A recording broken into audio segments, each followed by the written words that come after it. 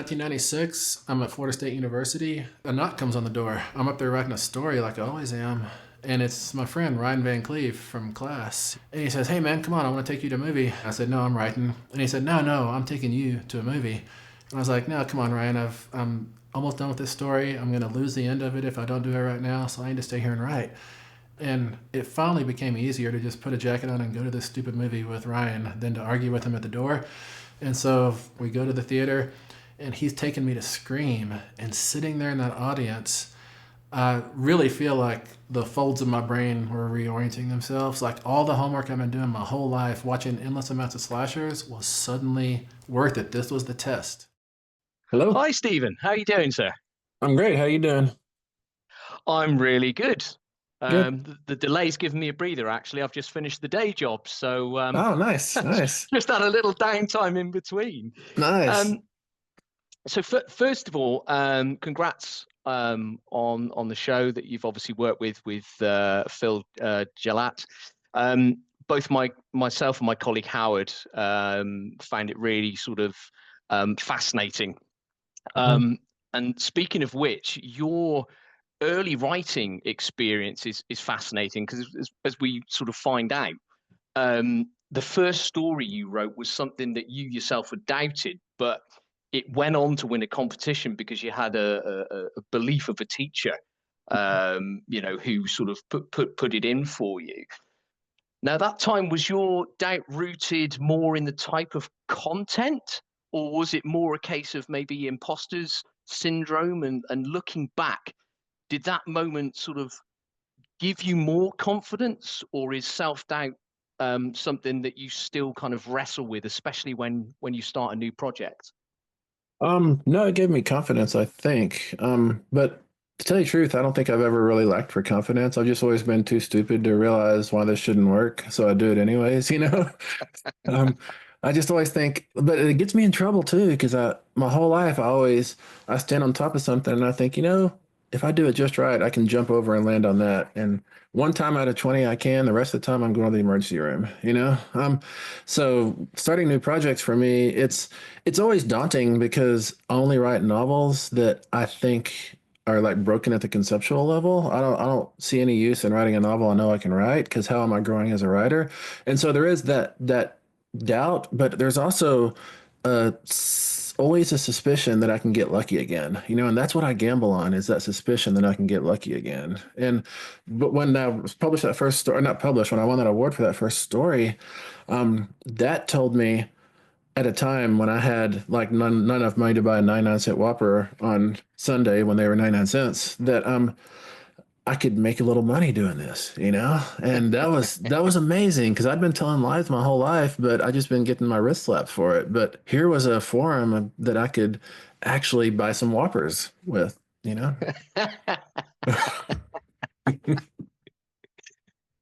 So some people dream of the cars and the houses. You're just like, give me a Whopper, man. Extra Yeah, fries. exactly, exactly. Exactly. Back then I spent my 99 cents on a Whopper once, and it was so hot that I had to take the top bun off, and I'm driving away down the road, and I hold it out the window to get cool, and my patty flops off and goes flying, and I was on my only 99 cents. And so my only choice was I had to circle back and run between cars and get that patty and put it on my bun and still eat it. The hard times before the good times, my friend. Yeah, Jeez. yeah, yeah. Um, Now you often blend Mhm, horror with humanity really mhm, seamlessly in your work, and you tap mhm, into kind of raw emotion and commentaries alongside things that are really shocking or mhm, sort of supernatural. And I feel that if a book doesn't strike that right, that sort of balance, it you risk losing the reader. And how do you approach that balance? Do you find yourself thinking about um, humanity and its connection to fear and trauma whilst writing, or does it mhm. come through naturally as a result of your sort of lived experiences and your background? I would say it's probably two-thirds natural and one-third like craft or mechanical or technique. Like I do have a part of my mind that realizes while I'm writing something that, dude, you've gone 12 pages with no blood. Why don't you put some blood on the page? You know, and that's like the one third of like craft or technique or genre imperatives, that kind of thing. But the other two thirds of it, the human part, the feeling part, comes through really naturally. Sometimes I have to go back in and tamp that back down a little bit, actually, because my impulse is to be maudlin and sentimental, and like I just want to Mm. watch romantic comedies, you know. But that doesn't always fly, and that doesn't even fly in a romantic comedy, you know. Yeah, I mean, it's tough thing when you're a horror writer to squeeze something like that in. But Mhm, it, one of the other things that I was wondering is that you talk about saying about sort of experience. You talk mhm, in the series about some of the sort of traumatic violence that you mhm, witnessed as a mhm, child, mhm, and thinking about how that natural process for you um, comes about when you're writing. I just wondered if you found that it was cathartic, mhm, and if so, when did you become aware of that catharsis? mhm, Was it early on, or did it dawn on you mhm, later as you mhm. got more experience? You know, I've people always talk about that cathartic feeling. I do feel that cathartic feeling with like a swell of emotion, of positive emotion. When I'm writing about the icky stuff, you know, the traumatic stuff, it never feels like therapy for me. It feels like play. And I mean, maybe I'm not saying that play can't be therapy, but I've for some reason I've always been really scared of allowing myself to understand what I do in like a therapeutic context Mm. because I feel like that breaks me in some way if I think I'm doing something good for myself. You know, I think when I write horror, I like to feel like I'm transgressing into a space I shouldn't be. I want to feel like I'm out of bounds, like I'm doing something I shouldn't be doing. And if I'm actually doing something good for myself, then I never feel like I'm out of bounds, you know? So it could be that I just fool myself. I say, here we go into the bad stuff again, but secretly it's good. I don't know.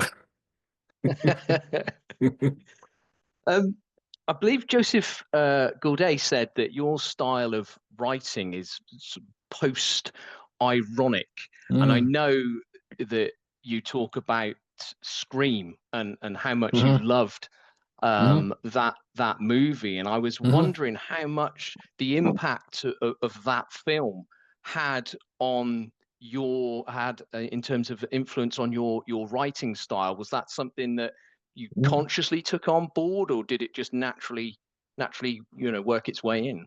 It felt to me like all the 99-cent videos have been written for 20 years by that point, or whenever, or by about for 10 years at that point, anyways.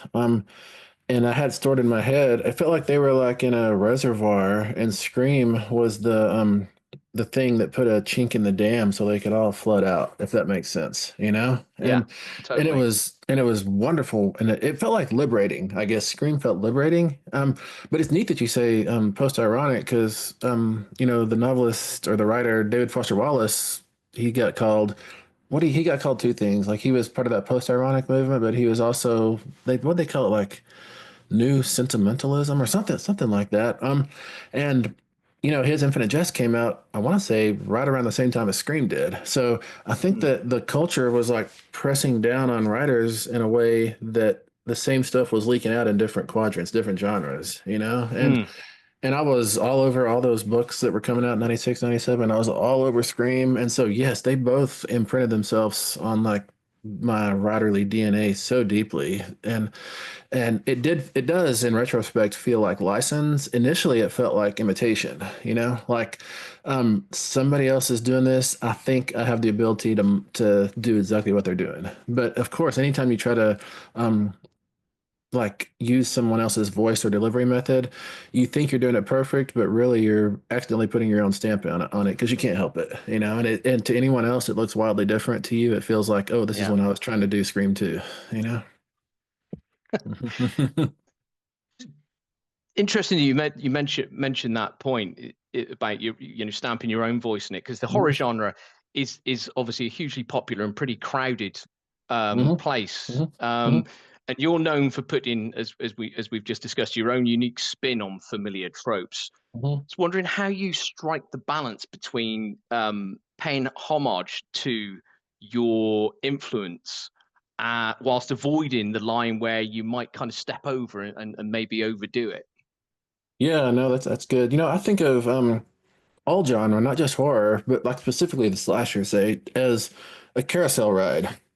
You're on a dragon, you're on a leopard, and you're going up and down and around, and it's nighttime and fun, and there's music. But staged like in 12 or 13 places around that carousel, just further than you can comfortably reach, there's like brass rings, and your job as a writer or as a rider, rider too, is to hang onto your pole and reach out and grab those rings. Those rings are the genre conventions that are baked in that you have to satisfy so the audience recognizes what you're doing and they can take the ride with you.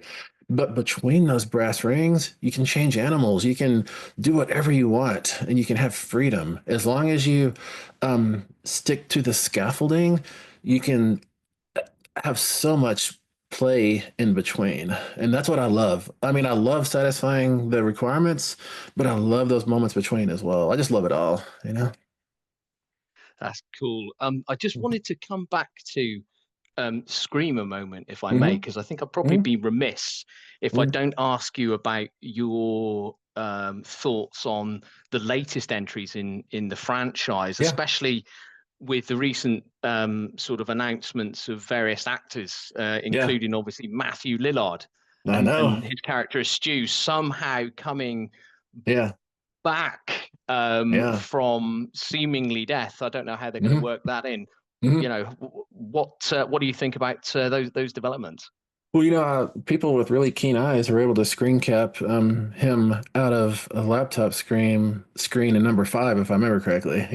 But as far as the recent ones, like five and six, I guess, I really wish the Sam trilogy, I wish it would have got to become a trilogy, because I think it still has some story to tell.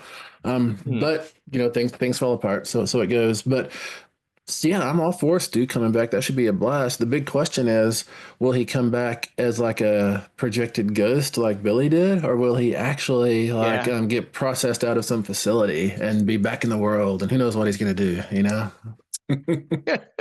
I guess we'll find out soon Yeah, enough. It's yeah, yeah, it's a lot of speculation, and so yeah. It'd um be neat. It'd be neat if his signature technique was slamming TVs down on people's heads, through the whole movie. yeah, or he's adopted a TV mask, you go around the Yeah, box on his head. that'd be wonderful. He'd be like those characters in Brian Vaughan's Saga who have TV heads. Yeah. Um, I also just wanted to ask you as well about your upcoming Hmm. novel, Hmm. The Buffalo Hunter. Now, it's getting a lot of attention at the moment Hmm. because I think it's a lot to do with the unique format where you have these Hmm. transcribed interviews told by a Blackfeet character who has a Hmm. great name, my friend. Good stab. I mean, come on. How did you get your name? Wow. So without giving too much away, what can your readers expect from the story, and how do you push the boundaries of what they've come to expect from your work? You know what they can expect in the Buffalo Hunter is number one, that epistolary delivery, which, Frankenstein, Dracula. We've had so many epistolary novels, and I was a teenage slasher. I've done Leadfeather, I've done The Long Trial of Nolan Gutty. I love epistolary. Epistolary is endlessly fun to me. It's so liberating. I just love letters and diaries. I don't know why they're so fun to me. But what readers can expect also is a lot of revenge, a lot of blood on the prairie, and a lot of, I mean, it's a vampire novel, so a lot of these scenes will be at nighttime too. Of course, I think if you do a statistical analysis, I think blood and night are probably two of the big words in this book. But it also interfaces with historical events, which I think for me, writing a historical novel, I think it is kind of important to give the reader not necessarily signposts, but like things on the horizon that they recognize as real, and that reality Yeah. kind of bleeds back to the story you're making up. Yeah, no, I'm a big fan of that blending of sort of fact and fiction. Hmm. Hmm. One of my favorite novels is The Terror by Dan Oh, Simmons, that's so good. Yeah. and Yeah. beautifully incorporates that. Um, Hmm. Thank you, Stephen. Mm. We are at an end. It's been Okay. an absolute pleasure talking to you, sir. It's been Um, great. Good luck with the release of the book and obviously the Hmm. show. And maybe we'll Thank you. speak again sometime in the future. I hope so. And I like that SpongeBob shirt too. I forgot to say.